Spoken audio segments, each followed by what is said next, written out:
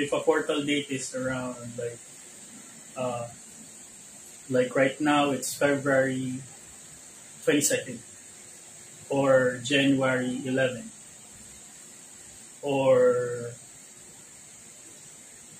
when it's March, okay, March the 3rd, okay, 3 3 1 1 1 2 2 2 3 3, or April the 4th or May 5th. Okay, so those are those are uh, those are energetic alignments, which is very auspicious. So these dates are aligned with the divine. Of course, uh, the universe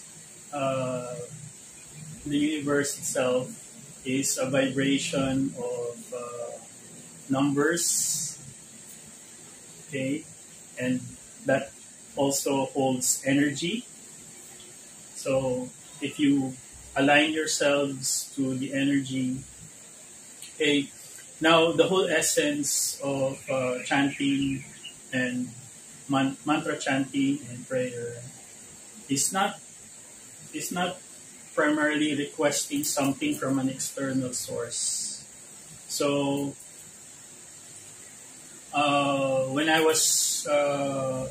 when I was still in the Catholic uh, belief system, or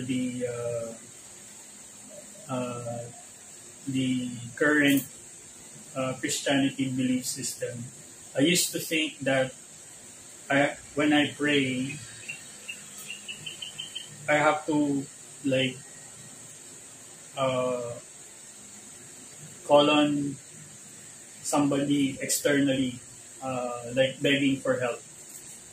Now, as I progress with my spiritual journey, I begin to understand the higher meaning of prayer and chanting, especially mantras. So it's not as if you call out externally. It's more of going within and being able to align with the proper energies that you desire. Let's say um, you desire courage. Okay, so there are mantras that can invoke courage within you. So there's nothing outside of you, everything is inside of you. So you just need to call it in. So once you align to that particular energy of courage, you can you can chant a mantra that is correlating to a particular deity. Okay, so whether you have uh, an image or a statue, whether you have that or not, it's not particularly uh, rooted in that. Uh, the statues and the pictures are just a channel of energy when you pray or when you chant. Just like what I did earlier with the water. So I can channel, because this is a vessel, and then the water is also can also be a vessel. Okay, the water is inside the vessel, and what's being kept in the water is the energy and the vibration that I'm channeling to. So when I concentrate my energy there, so it's stored. Okay, so I channel my intentions and my energy and my vibration there. So same as if I were having if I had a let's say a picture or a statue or a yantra or a mandala. So that's one way to channel your energy, to put that focus in, as well as having a rosary or mala, jap mala, or rudraksha. So those are just ways for you to channel and focus your energy. Okay, so these energies become you. Okay, so no matter which god, goddess, gods, deities, or spirits you call, all of it are all inside of you. Okay, those are the same. The energies uh, are all inside of you. You have to call it out in order for you to use that energy. So if you remember, when we started, first we cleanse the energy.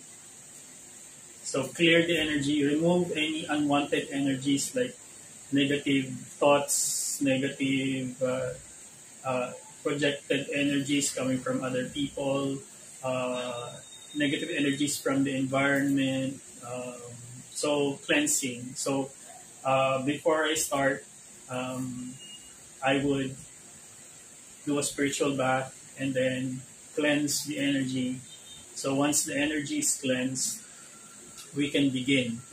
Then so that's the external environment that you're uh, trying to interact with. So removing the negative and then attracting auspicious energy, and then invoking from within you through the process or the method of mantra chanting the energies that you want to exude in this world. So basically, when you chant mantras, do a prayer, recite sutras, it's all your energy coming out. So if you look at what I did earlier, I first unlocked my chakras.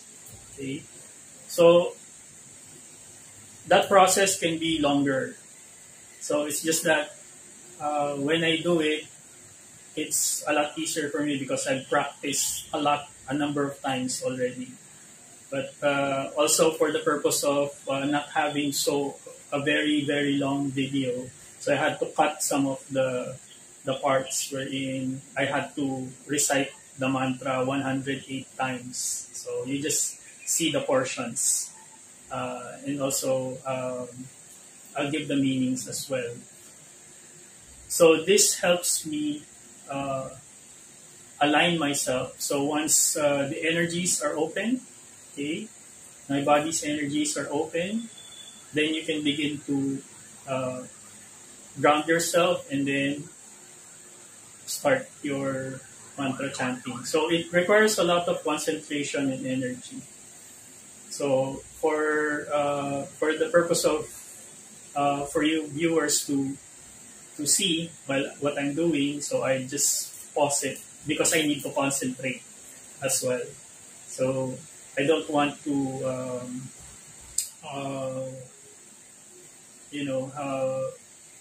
break the concentration because I'm concerned of the video running.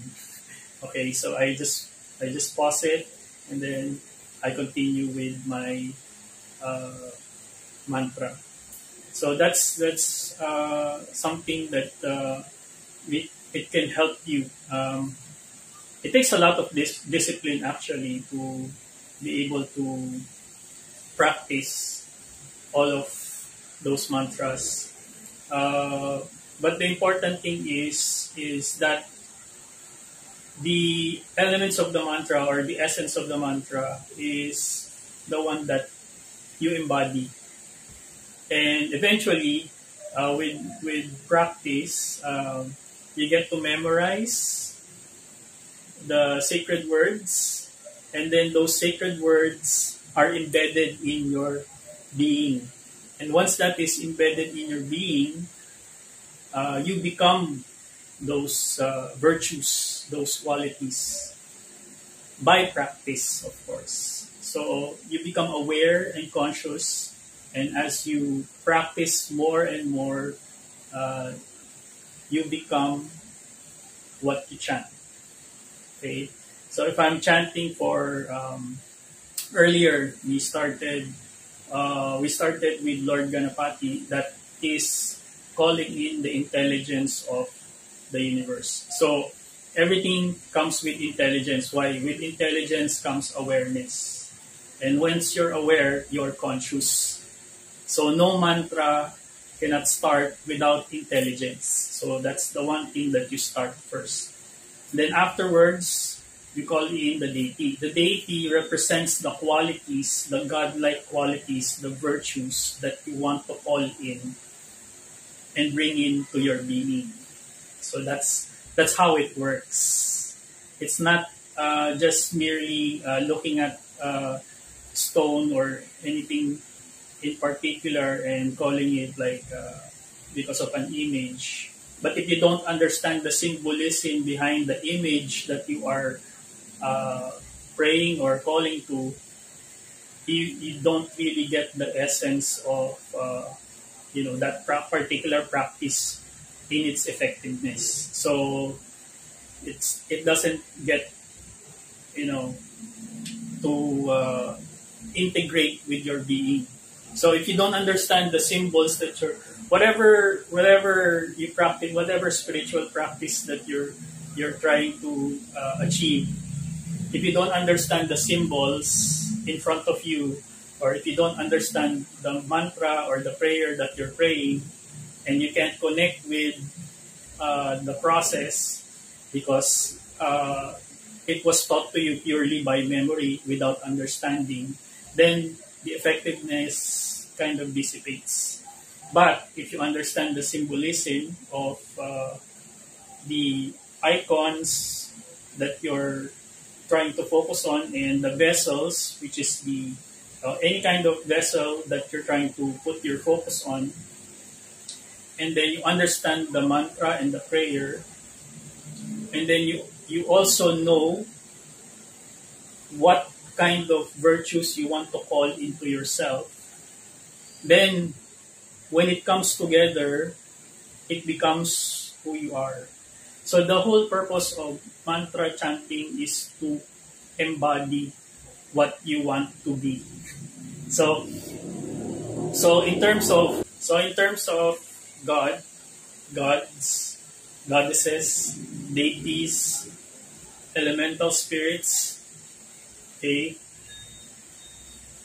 that's what they embody, the divinity or the divine. So that's what you're trying to call in from within you and to manifest outside this reality. To who you become is more important rather than your membership to any affiliated organization. Who you become is more important. So your practice is the secret. So once you understand your practice and you do the practice and you do the work, okay, your life becomes magical. Okay, so it's more of practicing, okay, practicing your spiritual practices, so and disciplines, so that you can gain those virtues that you aspire to. Now, if you don't have discipline, okay, that becomes a problem because you will fall into addictions. Okay, addictions and falsehoods and lack of understanding leads to ignorance. If you're ignorant, then you won't attain good experiences that will add to your wisdom. Now, experience, whether it's good or bad, if you are aware and you are conscious, if you have higher consciousness, that duality of good and bad, whatever experience you have, you'll be able to overcome. And the important thing is, you learn the lessons from those experiences and convert that into wisdom. That's the way to wisdom. Okay? So, in our current world right now, it's shifting. Okay, it's shifting. We're moving into something better. That's the good news. So my message to everyone in the world is don't fall for the fear tactics. So if you're indoctrinated into Armageddon, then that will be your world, Armageddon. Okay, so you don't want to call Armageddon. You want or something nasty. So the idea of spirituality, the whole point of spirituality is bringing out or manifesting the good in this world, okay, by transforming or transmuting all of the negative. Okay, so the negative experiences in this world is also it has purpose. It's also in a way helpful for you to be able to transcend your spirit or your soul. So the only way to change the current state of your soul into higher levels of being is to be able to go through those experiences and learn the particular spiritual lessons that you need to learn. Okay, so I hope I was able to impart something or spark your interest. Now, I've already some of the mantras I've translated the meanings, but I'll place it on the video with regards to the meanings and which deity I'm channeling. Okay, so channeling gods and goddesses is not particularly like multiple gods. Okay, so you have to remember, okay, and always be reminded that the universe is whole, it is one. Okay, so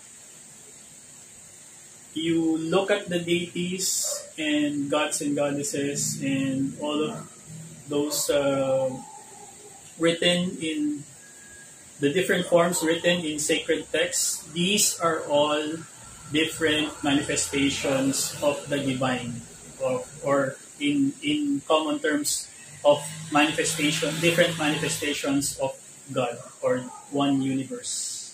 Okay, so you just need to realign and focus and be able to educate yourself much better with regards to your spirituality. For me personally, I've learned the hard way. In my journey, I really pursued tried to learn various aspects of spiritual practice and through different cultures and different systems. Now, fortunately, I was able to graduate from that, and the lesson that I learned was it's really up to ourselves to save ourselves.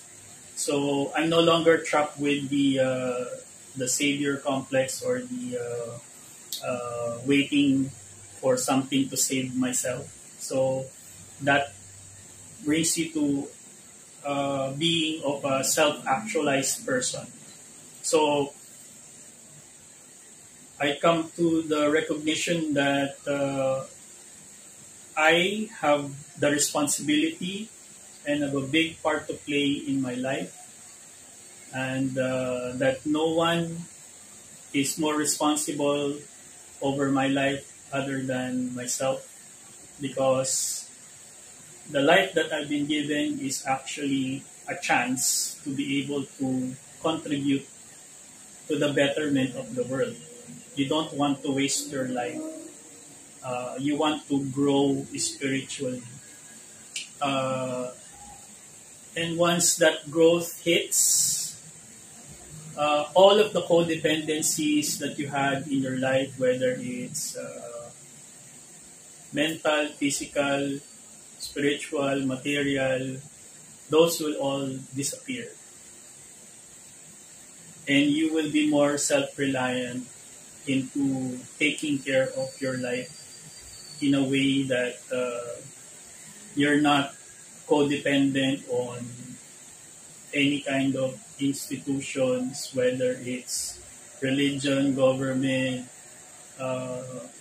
schools, organizations. Once you're into spirituality, the goal is to be self-activated. Uh, you'll be able to educate yourself. You'll be able to find peace of mind. So that resolves your mental conflicts. You'll be able to overcome your fears. Okay, that resolves the religious conflict. You'll be able to be more self-reliant and resilient. That resolves the government dependency. You'll be able to manifest the things that you need and the things that you want. That resolves the codependency to financial institutions. So the main thing is, so if you talk about like, usually the mentality is like getting out of the matrix. So I have news for you. The matrix is called Maya, and that's the illusion of this reality. And that is comprised of two things: masculine, feminine, yin and yang. There's really no escaping it. It's just accepting the truths of the universe and integrating both dualities. And once those are whole, you'll find that you'll be able to integrate yourself in this reality much more smoother and much better, rather than thinking of a way to escape. Escapism is not, is not spirituality. You will have to face your demons, and you also have to face your life. You will have to face your responsibilities, etc., etc., etc. So, what spirituality does is it gives you courage. It allows you to become who you really are rather than what you have been told who you are. Okay, if you get my drift. Okay, so I hope you learned a lot. Thank you for staying with me in this spiritual practice. I hope this helps you. Thank you for watching Okami Sigma Universe. Bye.